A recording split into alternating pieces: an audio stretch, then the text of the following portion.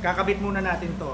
Ito, shock protector. So ganito siya. Ayan o. Ganyan mo siya ilalagay. Tapos i-adjust mo lang siya dito para umabot siya doon. Parang naka-ano siya, naka-hug. Mas lumapat siya.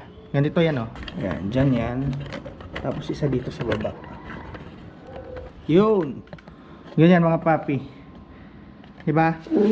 So ayan o. So adjust na lang natin siya dyan para kumapit siya dito. Tapos dito sa baba. Nakakabit ko na mga papi. Actually ito yung nagpahirap sa akin eh. So far okay naman. Hindi naman siya umaalog. Ayan o. Ayan ang pakakakabit niya o. Pero subukan natin. Tignan natin kung kaya niya naman. Pero so far maganda naman siyang tignan. Ayan o. Maganda siyang tignan.